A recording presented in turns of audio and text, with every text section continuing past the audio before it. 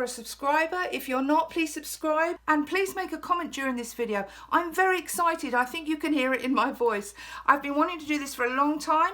I'm putting my two favourite things together, planning and watercolour, and it's an experiment, so we're going to see how it turns out. These are the things you may need. You may not need all of them. I do paint watercolour, so I have these in my craft room. You're going to need watercolour paper. Now this helps when you're testing out colours before you put it onto your spread. Obviously any piece of paper will do. Watercolour's better because it's absorbent, but you can use plain printer paper. I may use this Faith Warrior. I may get a quote from here. I would like some sort of quote going down, so we'll see. Painter's tape, or as we call it in England, masking tape, because you're masking off things. You're going to definitely need some of this if you don't want your paper to ripple. Obviously, you're going to need some watercolours. So this is my travel palette. I've made it up myself of several different packs. And there's some small little paints there.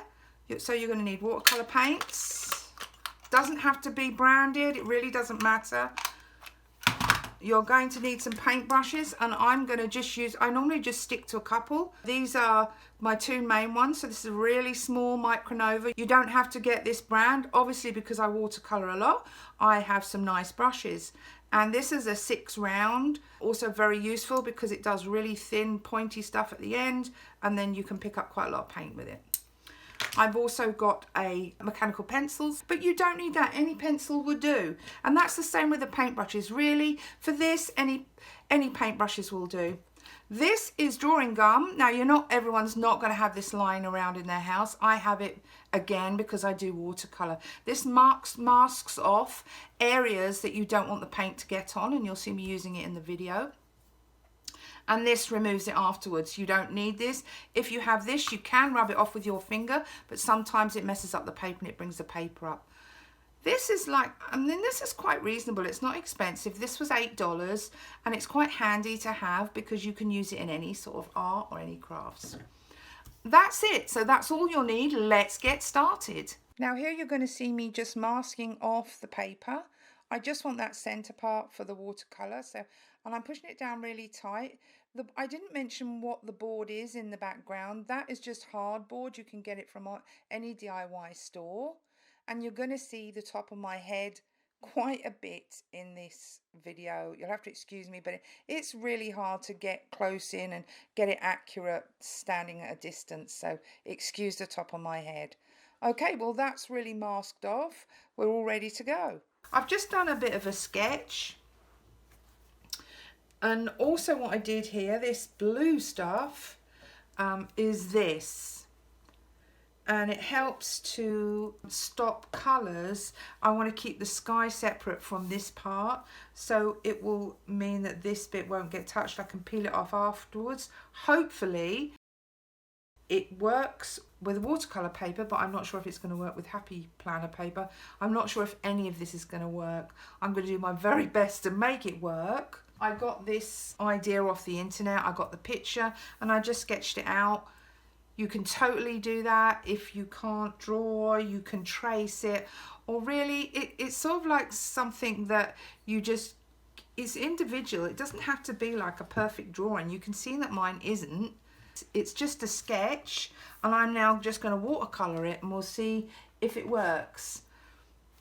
Fingers crossed that it's not going to mess this paper up totally. I'm going to have to get the hairdryer because I'm going to dry it in between layers. I will be back. I've returned with my hairdryer.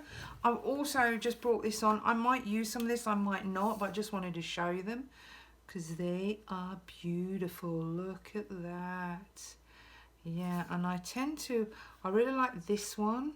I think this is called Champagne Gold. These come out, I'm not going to pull them out, but they come out and you can put different ones in here again. And so you would mix up your water and your paint on here. Oh, so this is something I didn't tell you about as well. If you're using watercolours, this is really handy. So what I would do is I'd get a little bit of water and I would just put a few drops in there. Just before I start painting, like a few minutes, 5 minutes before you started painting. And so that would sort of get the paint a little bit moist there. I do use this frequently. And I've already sprayed it once. So I spray my palette so it just wets them a little bit, so they're easier to use once you get to them. They're not solid, they sort of loosen up. I've shown you my paint brushes. Don't know whether I'm going to use this one or not. This is a bit of a weird one. I don't know if you could see. I'll do it that way, like that. It's probably better. It's got a funny end, but what happens is you can hold a lot more water and paint in that top bit, and then you get a nice point to it too. So, but I don't know if this is going to be very good not using watercolor paper. The difference in this paper is this is watercolor paper. It's a cheap one. I always like to have a little bit at the side of me so I can test the colors and that when I'm painting. And it's really, really thick, so I'm really not sure how this is going to fare. Let's just get cracking.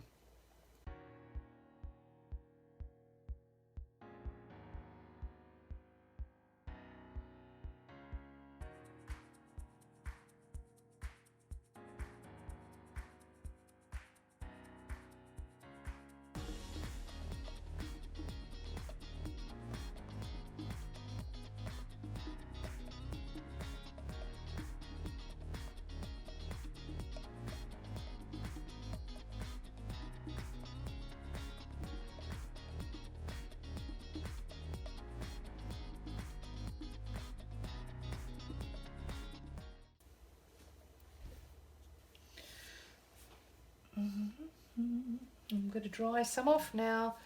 This will be really quick. I'm going to just, and because it has gum on it, you can't use the heat of the hairdryer. Luckily enough, on this old bashed up hairdryer I got, it's got a cold button. So do not use your hot when you've got the gum down. It will just stick to the page and you'll never get it off.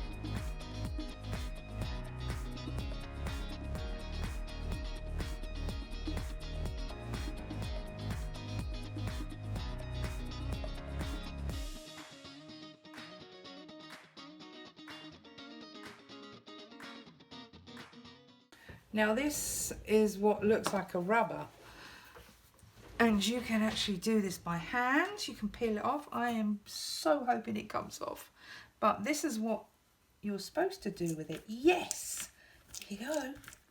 See, look, it comes off really easy with one of these. Yeah, look, beautiful. And then you've got this, can you see that? We've got the sun there, and I'm going to leave that white. I think that's sunrise, isn't it? Where the tomb was opened at sunrise. So it's just like tacky, sticky stuff. Oh, yeah, I like that. I'm really having fun now. Oh, it's Sunday night. I'm having a drink. I've just been round and spent some time with my grandkids around the corner. I know about social distancing, but my husband, if you haven't watched my channel before and you don't know this, my husband and my son work together. They are what you would class as an essential services. They are plumbers. People can't do without water and heat. They're just doing emergency calls, but they work together every day. So if I've got it, my grandkids have got it, and if my grandkids have got it, I've got it. So we can spend time with them, which has been nice. Now we've done the sky, and we're gonna start filling in some of this.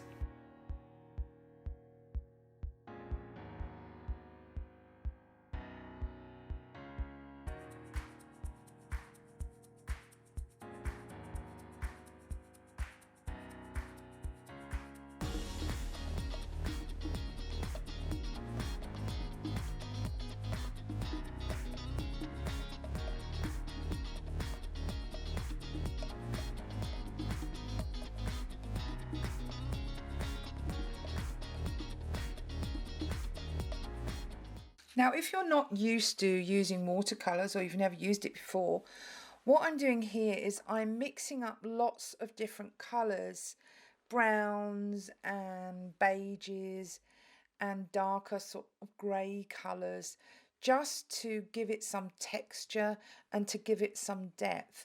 If you paint it all one color, it tends to look very flat, and we want to try and give the mountains in the background a 3D effect. So often I will paint a base color and I will mix it as I'm laying it down. Because it's water, you've got some time before it dries, so you can paint it and you see like this is a different tone to the color that I've put on the top of this mountainside, rocky sort of mountainside. I'm just adding as we go, and I'm blotting it off with kitchen roll. That's just a little helpful hint onto how to make your paintings look more 3D. Use lots of different colours, and don't just block it in. I'm now trying to add a little bit of shading. So think where the sun is coming from, just behind that hill where the crosses are. The sun is coming from there. So what would be darker? You tend to have just behind that big rock, you're going to have darker shades, and that again helps with the 3D effect. So I'm just sort of laying down layers and layers. I do get the hairdryer, you'll see later, and I have to dry some of those because it just gets too heavy and holds too much water. Again, I'm just putting more colour over the top, and that's the art of watercolour, how to get your watercolours to look more natural. Is you just keep putting on layer after layer. They do take time, and I could have just gone on and on, so I've done a cut down version of what I would normally do in a painting, but you just have to keep layering it.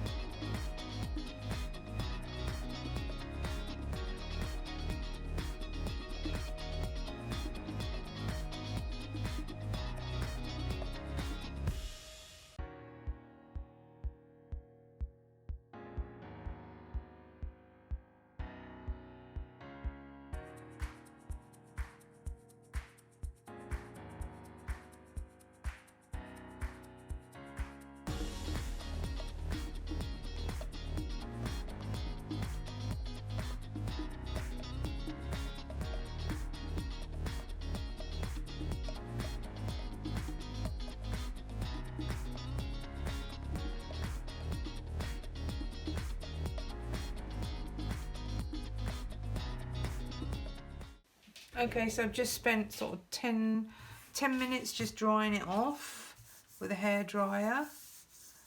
I think I probably could wait a bit longer before I take the masking tape off, but I just want to, or painter's tape, whatever you call it. But I want to do it now. I'm very impatient.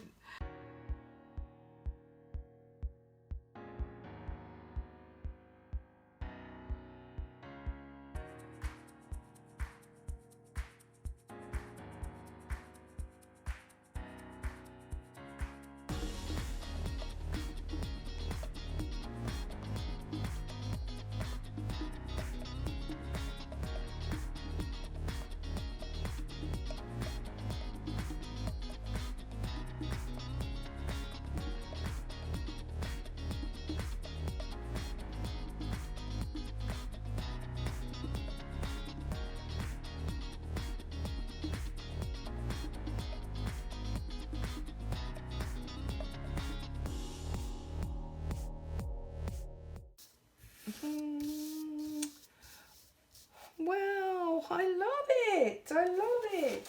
Let's put it in my planner. Please give me your comments. Tell me what you think. I'm not a fantastic artist. I just paint what I like. And I'm going to try to stop saying